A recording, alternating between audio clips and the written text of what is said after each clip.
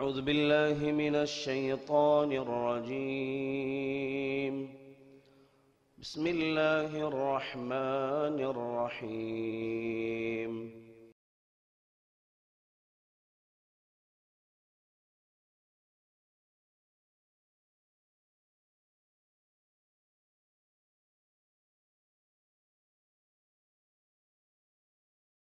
إن الحمد لله نحمده ونستعينه ونستغفره ونؤمن به ونتوكل عليه ونعوذ بالله من شرور أنفسنا ومن سيئات أعمالنا.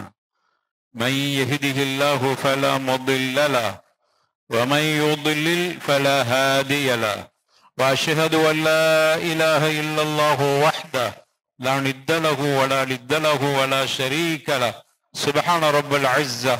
وأشهد أن سيدنا وحبيبنا وقدوتنا وأسوتنا وعظيمنا ومعلمنا رسول الله صلى الله عليه وعلى آله وأصحابه أجمعين، أما بعد، فإن أصدق الحديث كتاب الله، وخير الهدي هدي محمد صلى الله عليه وسلم، وشر الأمور محدثاتها، وكل محدثة بدعة، وكل بدعة ضلالة، وكل ضلالة في النار.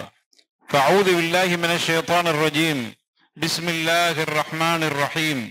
يا أيها الذين آمنوا اتقوا الله حق تقاته ولا تموتن إلا وأنتم مسلمون. رب اشرح لي صدري ويسر لي أمري واحلل عقدة من لساني يفقه قولي. اللهم صل على محمد وعلى آل محمد كما صليت على إبراهيم وعلى آل إبراهيم إنك حميد مجيد. اللهم بارك على محمد وعلى آل محمد كما باركت على إبراهيم وعلى آل إبراهيم إنك حميد مجيد. எல்லா புகழும் புகழ்ச்சியும் ஏக இறைவன் அல்லாஹ் ஒருவனுக்கே சொந்தம். சாந்தி சமாதானம் நபிகள் நாயகம் ரசூலுல்லாஹி ஸல்லல்லாஹு அலைஹி வஸல்லம் அவர்கள் மீதும், அவர்கள் உற்சார உறவினர்கள், சஹாபா தோழர்கள், தாபிஈன்கள், தபு தாபிஈன்கள், குறிப்பாக நம் அத்தனை பேர்கள் மீது மெண்டும் நிலவட்டுமாக. அன்பான சகோதரர்களே, பெரியவர்களே, தாய்மார்களே, இன்றைய ஹுத்பா பேருரையின் தலைப்பு புதிய வருட பிறப்பு, ஹிஜ்ரத் என்று சொல்கிறோமே, ஹிஜ்ரா. இந்த ஹிஜ்ரா இதனுடைய அடிப்படை ஹிஜ்ரத்தின் முக்கியத்துவத்தை கருத்தில் கொண்டு எடுக்கப்பட்டிருக்கின்றன. எனவே ஹிஜ்ரத் என்று சொல்லக்கூடிய அந்த பயணம் அதுவே ஹிஜ்ராவுடைய ஒரு குறியீடாக ஆக்கப்பட்டிருக்கின்றன. அப்படியானால் அந்த ஹிஜ்ரத்து பயணத்திற்கு எவ்வளவு முக்கியத்துவம் இருக்கிறது என்பதை புரிந்து கொள்ள முடியும். இஸ்லாமிய வருடப்பிறப்பு அல்லது நாள்காட்டி என்று சொல்கிற அந்த ஹிஜ்ரா ஹிஜ்ரத்தை மையப்படுத்தியே சொல்லப்படுகிறது என்றால் ஹிஜ்ரத்திற்கு அவ்வளவு முக்கியத்துவம் கொடுக்கப்பட்டிருக்கிறது என்பதை, அவ்வளவு விசேஷமான ஒரு பயணமாக, மிகப்பெரிய தியாகத்தை உள்ளடக்கிய பயணமாக அந்த ஹிஜ்ரத் இருந்த காரணத்தால் தான் அதுவே ஹிஜ்ரா நாள்காட்டியாக அமைக்கப்பட்டிருக்கின்றன. ஹிஜ்ரத் என்றால் அதனுடைய அர்த்தம் வெறுத்தல் என்ற அர்த்தமும் இருக்கிறது, நாடு திறந்தல் என்கிற அர்த்தமும் இருக்கிறது. ஆனால் உள்ளபடியாக இஸ்லாமிய பார்வையில் ஹிஜ்ரத் என்றால் அதனுடைய அர்த்தம் தனது எல்லா சொத்துக்களையும் இழந்து சொந்த மண்ணில் உள்ள உடைமைகளை அப்படியே விட்டுவிட்டு தெரியாத ஒரு ஊருக்கு, அங்கு அதனுடைய எதிர்காலம் எப்படி இருக்கும் என்பது கூட ஒரு உறுதி இல்லாத ஒரு நாட்டிற்கு ஈமானையும் மார்க்கத்தையும் பாதுகாக்க வேண்டும் என்கிற நோக்கத்திற்காக செல்கிற பயணமே ஹிஜ்ரத் பயணம். இதான் அந்த ஹிஜ்ரத் என்கிற வார்த்தைக்கு உள்ளடக்கமாக இஸ்லாம் சொல்கிற அர்த்தமாக இருக்குது. எனவே அது மிகப்பெரிய தியாகத்தை மையப்படுத்துகிற பயணம்.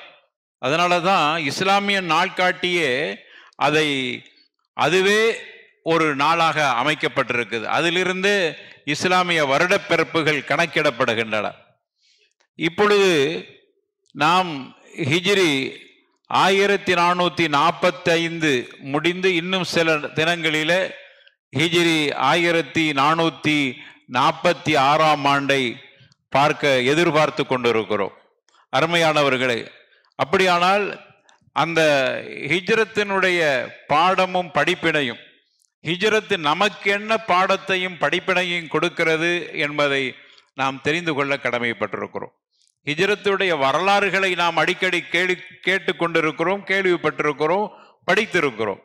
ஆனால் அதன் மூலமாக நமக்கு கிடைக்க வேண்டிய பாடங்கள் என்ன என்று பார்க்கிற பொழுது ஏராளமான பாடங்களை ஹிஜ்ரத் பயணம் நமக்கு கொடுக்கின்றன. கியாமத்து வரைக்கும் இருக்கக்கூடிய இஸ்லாமிய சமூகத்திற்கு பாடம் கொடுத்து கொண்டிருக்கின்றன. அதுவும் குறிப்பாக இஸ்லாமிய அழைப்பு பணியில் இருக்கக்கூடியவர்கள், களப்பணி ஆற்றக்கூடியவர்களுக்கு பெரும் பாடம் அதில் இருக்கின்றன. துஆத்துகள் அதிலிருந்து பெற வேண்டிய பாடங்கள் ஏராளம் இருக்கிறது. ஜும்மா ஹுத்பாவை நேரத்தை கருத்தில் கொண்டு ஒரு 2 அல்லது 3 பாடங்களை மட்டும் இங்கு நான் குறிப்பிட ஆசைப்படுகிறேன். முதலாவதாக, ஹிஜ்ரத் பயணம் நமக்கு கற்றுக் கொடுக்கிற பாடம் என்ன என்றால், ஒரு நிகழ்வு, அதனுடைய தன்மையை, அதை சூழ்ந்திருக்கிற பிரச்சனைகளை புரிந்து செயல்படுதல், இது எப்பொழுது நம்மகிட்ட இருக்க வேண்டும். ஒரு தாவா களத்தில் இருக்கக்கூடியவர் அன்னைக்கு நடைபெறுகிற நிகழ்வின் தன்மையை புரிந்து கொள்ள வேண்டும். அதனால் ஏற்படுகிற பிரச்சனைகள், சூழ்நிலைகளை புரிந்து அவர் செயல்பட வேண்டும். இது ஒவ்வொரு தாயிகள் மட்டுமல்ல, ஒவ்வொரு இஸ்லாமியனும் தன்னுடைய செயல்பாட்டை இப்படித்தான் அமைத்து கொள்ள வேண்டும். ஒரு நிகழ்வு நடைபெறுகிறது என்றால் அதனுடைய தன்மையை, தரத்தை முதல்ல நாம் விளங்கி கொள்ள வேண்டும். அதற்கு பிறகு அதை சூழ்ந்திருக்கிற பிரச்சனைகளை நாம் புரிந்து அதன்படி செயல்படுத்தி கொள்ள வேண்டும். இது ஹிஜ்ரத் நமக்கு மிக தெளிவாகவே அதை சொல்லி தருகிறது. நாம் பார்க்கிறோம், ஹிஜ்ரத்து நடப்பதற்கு முன்னால் அங்கு ஏற்பட்ட நிகழ்வு எப்படி இருந்தன, அந்த பகுதிகள் எப்படிப்பட்ட சூழலில் இருந்தன. அதே போன்று ரசூலுல்லாவும் அவர்களுடைய தோழர்களும் அவர்களை சுற்றியிருக்கிற அசாதாரண நிலை நமக்கெல்லாம் தெரியும். உயிரோடு இருக்க முடியாது என்கிற நிலைக்கு தள்ளப்படுகிறார். இந்த தன்மையை அவர்கள் புரிந்திருந்தார்கள். புரிந்த பிறகு அவர்கள் எடுத்துக்கொண்ட முடிவு என்ன? இவ்வளவு பெரிய ஒரு நிலை, இக்கட்டான நிலைக்கு நாம் தள்ளப்பட்டிருக்கிறோம் என்றால் அதை எப்படி எதிர்கொள்வது? இங்கிருந்தே அவர்களோடு நாம் போரிடுவதா அல்லது இங்கிருந்தே நாம் அவர்களை எதிர்ப்பதா என்று வருகிற பொழுது அவர்கள் கொடுக்கக்கூடிய அவச்சொற்கள், அவர்களின் மூலமாக வரக்கூடிய எதிர்ப்புகள், அவர்கள் புறத்திலிருந்து தாக்கப்படுகிற தாக்குதல்கள், அவர்களின் மூலமாக நமக்கு ஏற்பட்ட இழப்புகள், இத்துணைக்கும் பதிலடி கொடுக்க வேண்டுமா என்கிற ஒரு நிலை வருகிற பொழுது அதில் மௌனமாகவே இருந்தார்கள். அதான் அந்த தன்மையை புரிந்து கொண்டார்கள். அடுத்து நமக்கு அதிலிருந்து இப்படியே அடி வாங்கி கொண்டே இருக்க வேண்டுமா என்கிற ஒரு நிலை வருகிறது. என்றோ ஒரு நாள் பொங்கி எழ வேண்டுமே, அல்லது இப்படி நம்முடைய மக்களினுடைய உயிரை சாதாரணமாக இவர்கள் இஸ்லாத்தை ஏற்றுக்கொண்டதால் அவர்களுடைய உயிருக்கு விலை இல்லாமல் ஆகிவிட்டது, மதிப்பில்லாமல் ஆகிவிட்டது மக்கத்து முஷ்ரிக்குகளால்.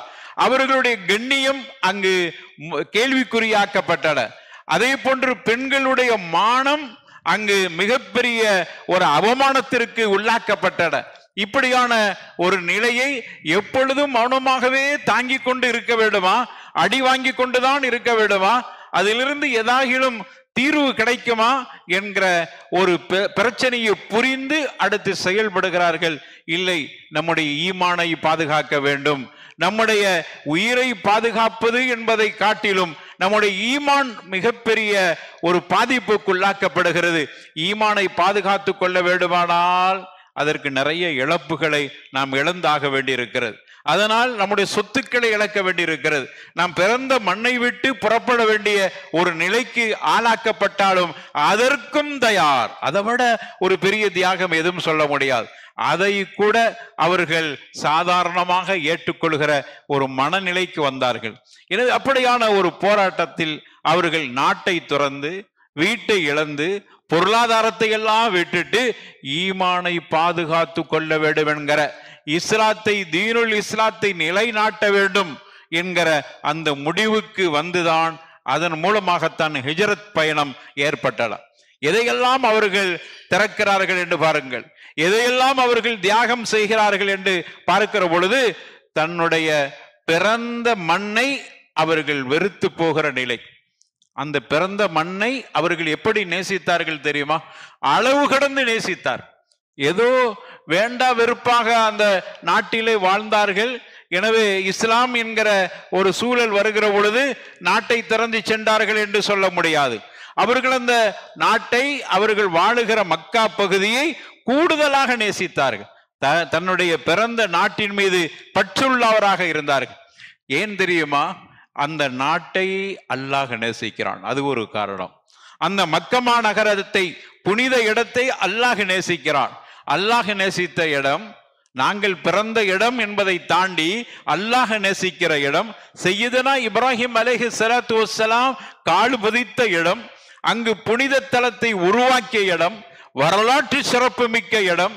அப்படியான புனித பூமியை விட்டுவிட்டு செல்ல வேண்டுமே என்கிற ஒரு நிலை, ஒரு சோகம், ஒரு கவலை. அந்த கவலைக்கு மத்தியில் தான் அவர்கள் அந்த நாட்டை விட்டு செல்கிறார்.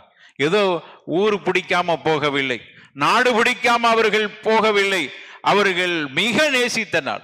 அதற்கு ஒரு சான்றாக அப்துர் ரஹ்மான் அவுஃப் ரலியல்லாஹு அன்ஹு ஒரு விஷயத்தை பதிவு செய்யறாங்க. இமாம் இப்னு மாஜா ரஹிமஹுல்லா தங்களுடைய கிரந்தத்துல பதிவு செஞ்சிருக்கிறாங்க. இமாம் அல்பானி அதை சஹீஹான ஹதீஸாக கண்டிருக்கிறாங்க. அப்துர் ரஹ்மான் அவுஃப் என்ன சொல்றாங்க?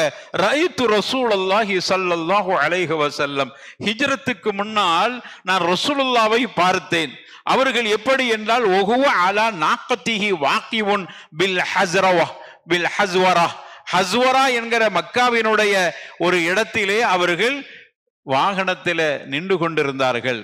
அப்படி நின்று கொண்டு மக்காவை பார்த்து கொண்டு அவர்கள் இப்படி ஒரு வார்த்தையை சொன்னார்கள், வல்லாஹி இன்னகி லகைரு அர்தில்லாஹ். அந்த மக்காவை பார்த்து சொல்றாங்க, அல்லாஹுடைய பூமிகளில் மிகவும் சிறந்த பூமியாக இருக்கிறாய். மக்காவே, நீ எப்படிப்பட்ட பூமி என்றால், அல்லாஹ் மீது ஆணையாக அல்லாஹுடைய பூமிகளிலே சிறந்த பூமியாக இருக்கிறாய். மட்டுமல்ல, வஹப்பு அர்தில்லாஹி இலைய, அல்லாஹுடைய பூமிகளிலே எனக்கு மிக மிக விருப்பமான பூமியாகவும் நீ இருக்கிறாய். அப்ப எவ்வளவு நேசித்திருக்கிறார்கள் பாருங்கள். இதை நான் கண்ணால பார்த்தேன், காதால கேட்ட அப்துர் ரஹ்மான் அவுஃப் ரலியல்லாஹு அன்ஹு சொல்றாங்க. அடுத்து சொன்னாங்க, வல்லாஹி வல்லாஹி லௌலா அன்னி உக்ருஜ்து மின்கி மா ஹரஜ்து என்று சொன்னார். அல்லாஹ் மீது ஆணையாக சத்தியமிட்டு சொல்கிறேன், மக்காவே, இவர்கள் மட்டும், இந்த பகுதிகளை வசிக்கிற மக்கத்து வாசிகள் மட்டும் என்னை வெளியேற்றாவிட்டால் மா ஹரஜ்து, நான் வெளியேற போவதே இல்லை. ஆனால் நிர்பந்திக்கப்பட்டிருக்கிறேன், நான் வெளியேற்றப்படக்கூடிய நிலைக்கு தள்ளப்பட்டிருக்கிறேன். அதனால தான் போகிறேன், உன்னை வெறுத்து போகவில்லை. ஹைருல் புகா, சிறப்புக்குரிய ஒரு பகுதியாக, இடமாக மக்கமா நகரம் இருக்கிறது என்று ரசூலுல்லாஹி ஸல்லல்லாஹு அலைஹி வஸல்லம் அவர்கள் சொல்ல நான் காதால் கேட்டேன், கண்ணால் பார்த்திருக்கிறேன். இப்படி ஒரு நேசித்த ஊரை விட்டு போறாங்க. எவ்வளவு பெரிய தியாகம் செய்திருக்கிறார். எனவே எதற்காக இப்படி நேசித்த ஊரை விட்டு புறப்படுவது? எதற்காக? ஈமானை பாதுகாத்துக் கொள்வதற்காக, இந்த தீனுல் இஸ்லாத்தை நிலைநிறுத்த வேண்டும் என்கிற அந்த ஒரு மைய கருத்தோடு அவர்கள் புறப்படுகிறார். சரி, எங்கு போனார்கள் அதை பார்க்கிறோம். எசிரிப் என்கிற ஒரு பகுதி. வரலாற்று ஆசிரியர்கள் எசிரிபை பற்றி குறிப்பிடுகிற பொழுது இப்படி சொல்றாங்க, எசிரிப் ஹுவ வதனுன் மஜ்ஹூல், அதற்கு பேர் வதனுன் மஜ்ஹூல் ஓ ஃபீஹி அல் வபா. இதான் வரலாற்று ஆசிரியர்கள் எசிரிபை பற்றி சொல்றாங்க. எசிரிப் அது வதனுன் மஜ்ஹூல், அறியப்படாத ஒரு பகுதி, அது யாருக்குமே தெரியாது. அந்த பகுதி ஏதோ ஈச்ச மரங்கள் சூழ்ந்திருக்கிற ஒரு பகுதி. வதனுன் மஜ்ஹூல்ங்கற ஜஹில், யாருக்குமே தெரியாத பகுதி. ஓ ஃபீஹில் வபா, அங்கு நோய் பிடித்த ஒரு ஊர். எப்படிப்பட்ட இடத்துக்கு நாங்க போகிறோம்? ஏதோ பாலைவனத்திலிருந்து ஏதோ ஒரு சொகுசான பகுதிக்கு செல்கிறார்கள். எனவே அது பெரிய தியாகம் இல்லை, அப்படி ஒரு நிலை எடுக்கவில்லை. அவர்கள் சென்றதெல்லாம் ஒரு வதனுன் மஜ்ஹூலுன் வஃபீஹி அல் வபா, மிக நோய் பிடித்த ஒரு பகுதிக்குத்தான் சென்றார். அதற்கு பெரிய சான்று சஹீஹுல் புகாரியிலே பதிவு செய்யப்பட்ட செய்தி. அபூபக்கர் பிலால் ரலியல்லாஹு அன்ஹுமா வரலாகுமா ஹிஜ்ரத் வந்த பிறகு அவர்களுக்கு கடுமையான காய்ச்சல் ஏற்பட்டு விட்டது. நோயினால் பாதிக்கப்பட்டிருக்கிறார். கவலை, மக்காவை விட்டு வந்து விட்டோம் என்கிற கவலை. எதிர்காலத்தை பற்றி யோசிக்கவில்லை. எதிர்காலம் என்பது அவர்களுக்கு அவசியமானது இல்லை. ஈமானை பாதுகாக்க வேண்டும், அவ்வளவுதான். இருந்தாலும் கூட ஒரு புனிதமான இடத்தை விட்டு புறப்பட்டு வந்து விட்டோம். அந்த ஊரில் இருக்கிற சூழல் பிடிக்காம அவர்களுக்கு நோய்வாய்க்கு தள்ளப்பட்டு விட்டார். அவ்வளவு கஷ்டப்படுறாங்க. ஆயிஷா நாயகி போய் சொல்றாங்க, என்னுடைய தந்தைக்கும் நோய் பிடித்து விட்டது, பிலாலுக்கும் நோய் ஏற்பட்டு விட்டது.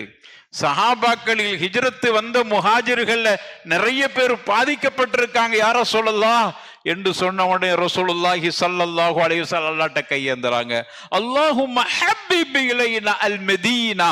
அதுக்கு பிறகுதான் மதீனாடு பெயர் வருகிறது. அல்லாஹும்ம ஹப்பிப் இலைனா அல் மதீனா கஹுப்பினா மக்கா அவ் அஷத்த وصححها وبارك لنا في سعيها ومدها وانقل حماها واجعلها بالجحفة அப்படின்னு ஒரு துவா சஹீஹுல் புகாரியில இந்த துவா பதிவு செய்யப்பட்டிருக்கிறது. என்ன சொல்றாங்க? அல்லாஹ்வே, எங்களுக்கு இந்த மதீனாவை நேசத்திற்குரிய பூமியாக ஆக்குவாயாக. மக்காவை நாங்க நேசித்திருந்ததனால மக்காவை விட்டு வந்த பிறகு எங்களால் தாங்கிக் கொள்ள முடியவில்லை. எனவே எங்களுக்கு மதீனாவை நேசத்திற்குரிய பூமியாக ஆக்குவாயாக. எதை போன்று தெரியுமா? கஹுப்பினா மக்கா, மக்காவை நேசிப்பதை போன்று. அதோடு நிறுத்தவில்லை. அவ அஷத்த, அல்லது அதைவிட கடுமையாக மதீனாவை, அதைவிட கூடுதலாக மதீனாவை நாங்கள் நேசிக்க வேண்டும். அப்படிப்பட்டதாக எங்களுடைய உள்ளத்தை ஆக்குவாயாக. அடுத்து இந்த பூமியை ஆரோக்கியமான பூமியாக ஆக்குவாயாக. இங்க வபா இருக்கிறது, இங்க நோய் பிடித்த பகுதியாக இருக்கிறது. எனவே இது ஆரோக்கியமான ஊராக ஆக்குவாயாக. பாருங்க, ஒரு துவாவுக்கு தான் அவங்க சொன்னாங்க. அல்லாஹ்வுடைய தூதர் ஸல்லல்லாஹு அலைஹி வஸல்லம் 3 விஷயத்தை துவாவா செய்யறாங்க. 3 வகையான பாக்கியம் கிடைக்க வேண்டும் என்று துவா செய்யறாங்க. ஒன்று, மக்காவை விட கூடுதல் மதீனாவை நேசிக்கிற எங்களுக்கு பாக்கியத்தை தருவாயாக. அடுத்ததாக, இந்த பூமியை ஆரோக்கியமுள்ள சுகாதாரமான ஒரு பூமியாக ஆக்குவாயாக. அடுத்து 3வது, ஓ பாரிக்னா ஃபீ ஸைஹா ஓ முத்திஹா, இங்க உள்ள உணவுகள்ல எங்களுக்கு பரக்கத்து செய்வாயாக. எங்களுக்கு அபிவிருத்தி குறைவா. பரக்கத்து என்றால் நிறைய குவிஞ்சு கிடக்குன்னு அர்த்தம் அல்ல. பரக்கத்திற்கு அடிக்கடி விளக்கம் சொல்லி கொண்டு இருக்கிறோம், புரிந்து கொள்ள வேண்டும். குறைவாக இருந்தாலே போதுமானது, ஆனால் எங்கள் எல்லோருக்கும் திருப்தியா இருக்கணும். அதான் பாரிக்கலனா, எங்களுக்கு இறைவா நீ பரக்கத்து செய்வாயாக. அதுக்கு பிறகு ஒரு கால் இங்க நோய் பிடித்து இருக்கிறார்களே, அதுக்காண்டி துவா செய்றாங்க.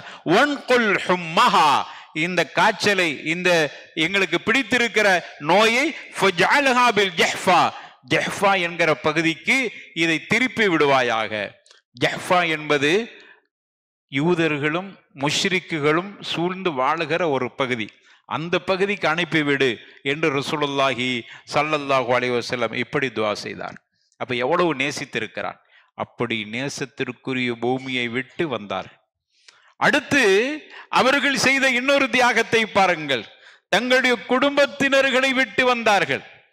அவர்களை பொறுத்தவரையில், அரபுகளை பொறுத்தவரையில ஆபாக்களை அதிகம் நேசிப்பார்கள். அதனால தான் அல்லாஹ் குர்ஆன்ல பல இடங்கள்ல சொல்றான், உங்க ஆபாக்கள் வழிகட்டு போய் இருந்தாலுமா அவர்களை பின்பற்றுவீர்கள். பாருங்க, நிறைய இடத்துல அல்லாஹ் இப்படி கேட்பான், உங்களுடைய ஆபாக்களும் வழிகட்டு போயிருந்தாலுமா அவர்களை பின்பற்றுவீர்கள் என்று அல்லாஹ் கேட்கிறான். ஆபாக்கள் மேல அவர்களுக்கு, தன்னுடைய முன்னோர்கள் மேல அவர்களுக்கு நேசம். அப்படி நேசிப்பார். முன்னோர்கள் பாரம்பரியம் என்பதெல்லாம் அவர்களுக்கு மிகப்பெரிய ஒரு விருப்பமான ஒன்று. விட்டு கொடுத்து விடவே மாட்டார்கள். முன்னோர்களுக்காக வேண்டி எதை வேண்டுமானாலும் விட்டுக் கொடுப்பார்கள். முன்னோர்களை விட்டு கொடுக்க மாட்டார். அதை திறந்து வந்திருக்கிறார். எனவே நாட்டை விட்டுட்டு வந்தது மட்டுமல்ல, தன்னுடைய முன்னோர்களை விட்டு வந்திருக்கிறாங்க. அதனால தான் அபு தாலிபை பொறுத்தவரையில ரசூலுல்லாஹ்க்கு பல வகையில் உதவி செஞ்ச அபு தாலிபு கடைசி நேரத்தில் அலா மில்லதி அப்துல் முத்தாலிப், அப்துல் முத்தாலிபுடைய மார்க்கத்தில் இருக்க விருப்பப்படுகிறேன். அவருடைய முன்னோருடைய மதத்திலே மார்க்கத்திலே நான் இருக்க விருப்பப்படுகிறேன். கடைசி நேரத்தில் ஹக்கு தெரிந்திருந்தும் கூட தன்னுடைய ஆபாக்கள் அவர்களுக்கு கண்ணுக்கு முன்னாடி பெருசா தெரிகிறது, ஹக்கை விட பெருசா தெரியும். இப்படிப்பட்ட மக்கள் அதையெல்லாம் விட்டுட்டு வரணும், வந்தார்கள். இதுதான் ஹிஜ்ரத், சாதாரணமான விஷயம் அல்ல. ஆபாக்களையும் விட்டுட்டு வரணும். உன்னுடைய முன்னோர்கள் அதை நேசித்து வணங்கி இருந்தாலும் அதையும் தூக்கி வீசிட்டு வர வேண்டும். அதையும் செய்தார். மூன்றாவதாக ஊரை திறந்தாங்க, முன்னோர்களை குடும்பத்தினர்களை விட்டுட்டு வந்தாங்க. மூன்றாவதாக பொருளாதாரத்தை. அரபுகள் அதிகம் பணத்தாசை பிடித்தவர்கள். அதையும் அல்லாஹ் குர்ஆன்ல சொல்றான், ஒத்துஹிப்பூனல் மால ஹுப்பன் ஜம்மாங்கறான் அல்லாஹ்.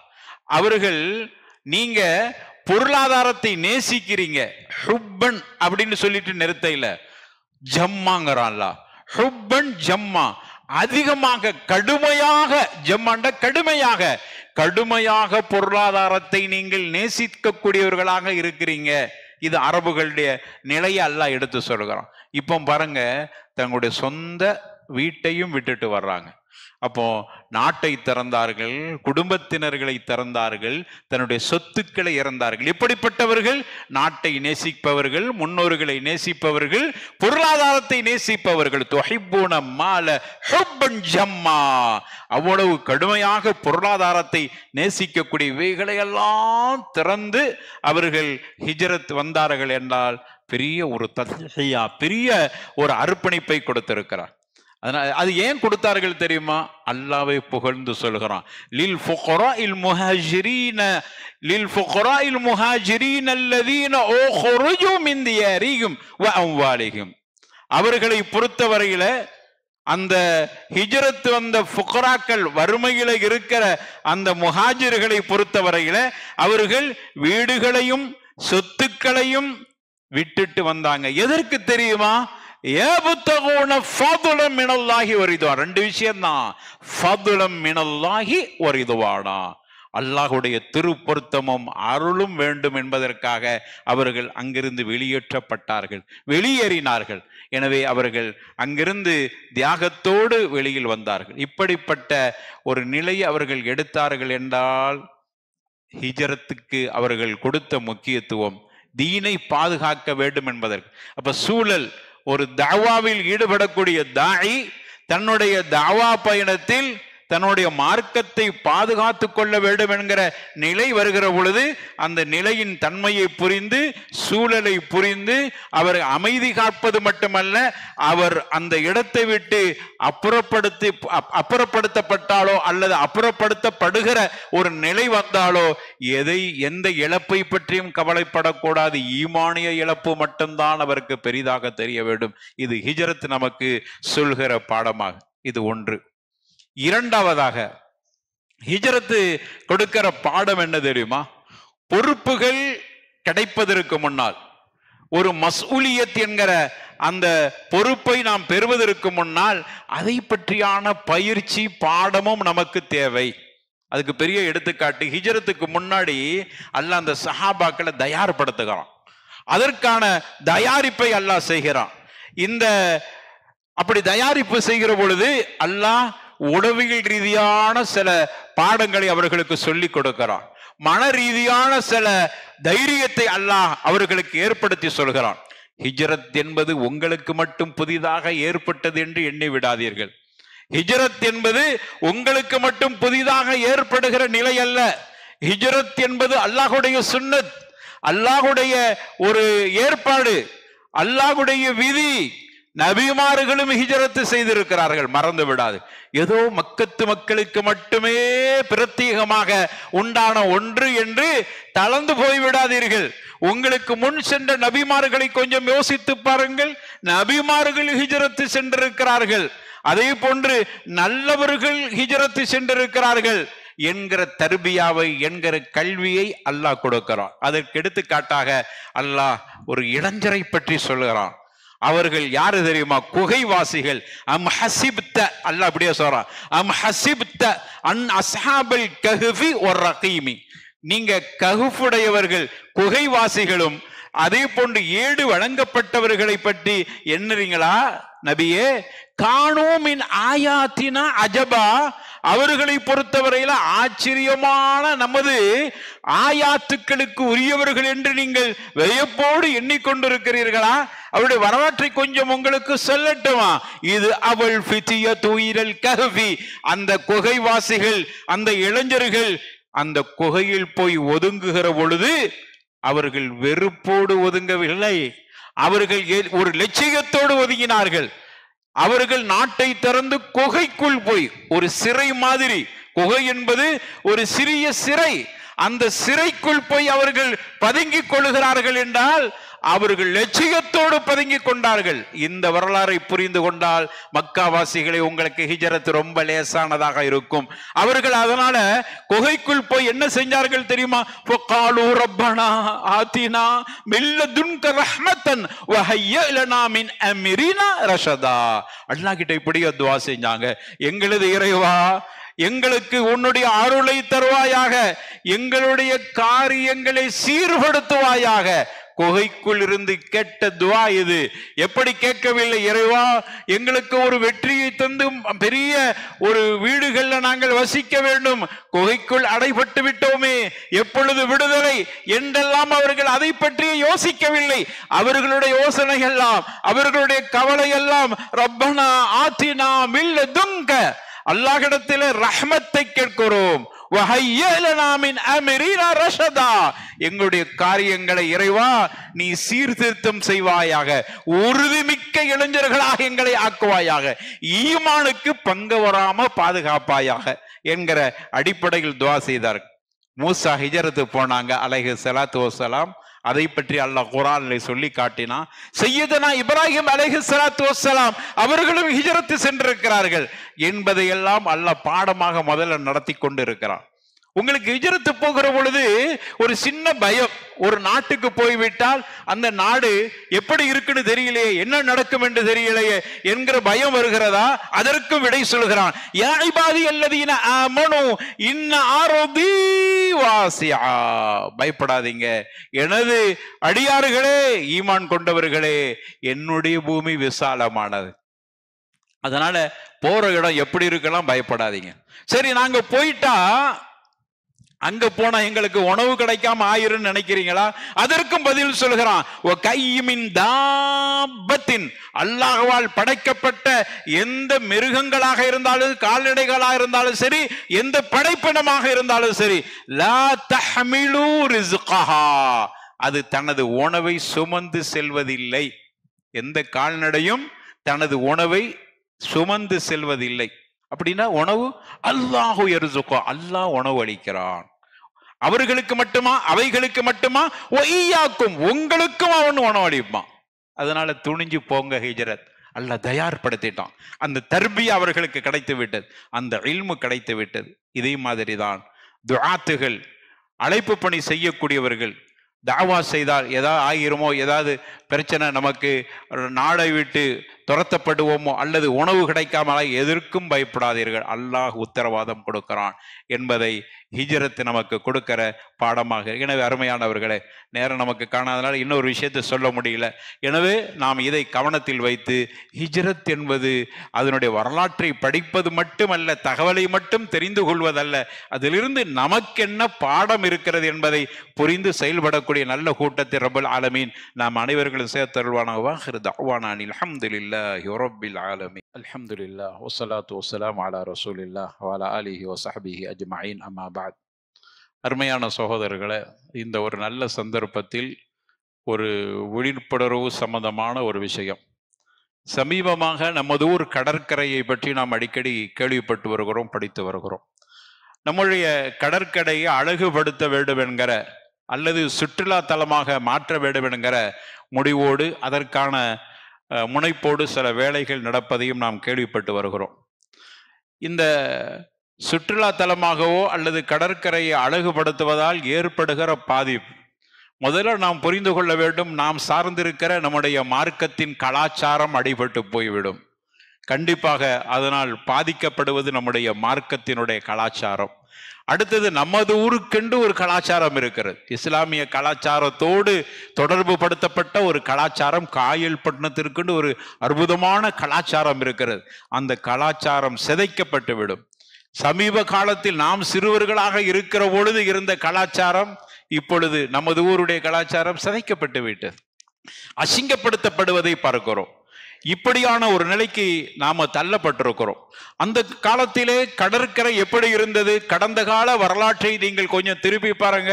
கடற்கரை என்பது ஆரோக்கியமான இடமாகவும், நம்முடைய கண்ணியமான அனைத்து பெரியவர்களும் அங்கு போய் இளைப்பாறுவார்கள், பொழுதுபோக்கை அவர்கள் அங்கிருந்து ஆற்றிக்கொள்வார்கள். ஒரு ராகத்தான நிலையில மகரிபுடைய நேரம் வரும் பொழுது அங்கிருந்து புறப்பட்டு வருவார்.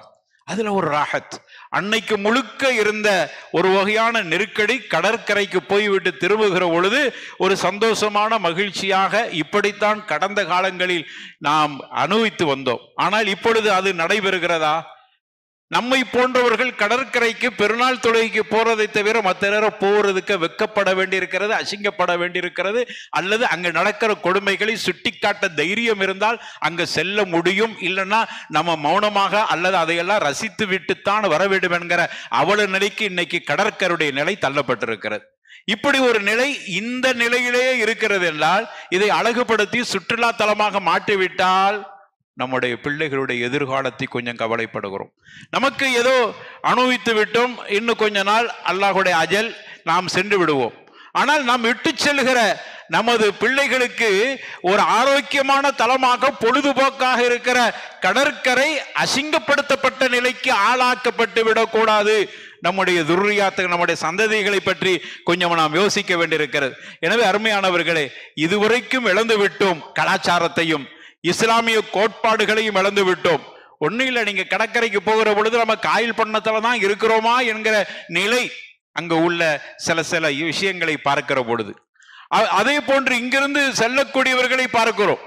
எப்படியான ஆடையில் செல்கிறார்கள், வெளியிலிருந்து வரக்கூடியவர்கள் எப்படியான நிலையில் செல்கிறார்கள், டவுசர், அரைக்கால் டவுசரோடு இங்கிருந்து போவதை எல்லாம் பார்க்கிறோம். இதெல்லாம் ஒரு கலாச்சார சீரழிவை ஏற்படுத்தும். அதை பார்க்கிற நம்முடைய பிள்ளைகள், அவர்களுடைய நிலையும் நாளை அடைவில் மாற்றப்பட்டுவிடும். அல்லாஹ் காப்பாற்ற வேண்டும். அதனால் ஏற்படக்கூடிய விளைவுகள் ஏராளம் இருக்கிறது. எனவே அதிலிருந்து நமது ஊர் மக்கள் அனைவர்களும் ஒட்டுமொத்தமாக அதை தடுக்கக்கூடிய வேலைகள், முயற்சிகள் என்னென்ன இருக்கிறதோ அதை ஒற்றுமையோடு அனைவர்களும் ஒன்றிணைந்து செய்ய வேண்டும். இல்லை என்றால் வருங்கால சந்ததியினர்கள் நம்மை பதுவா செய்வார்கள், லானத்து செய்வார்கள். அதற்கு நம்ம ஆளாகிட வரக்கூடாது. அல்லாஹ் ரப்பல் ஆலமீன் அப்படிப்பட்ட மோசமான நிலையிலிருந்து நம்மை பாதுகாப்பான். நம்முடைய இஸ்லாமிய கலாச்சாரமும் நமது ஊருடைய ஷரியத்துக்கு முரணில்லாத கலாச்சாரமும் பாதுகாக்கப்படக்கூடிய ஒரு நல்ல நிலையில் ஆக்குவானாக. அதற்கான உதவிகள் அல்லாஹ் செய்வானாக என்று அல்லாஹ்விடத்தில் துஆ செய்து கொள்வோம். அல்லாஹ் ஏற்றுக்கொள்வானாக. வாஹிரு தஅவானா அனில் ஹம்துலில்லாஹி ரப்பில் ஆலமீன். வலதுகுருல்லாஹி அக்பர். அல்லாஹு யஅலமு மா தஸ்னஊன்.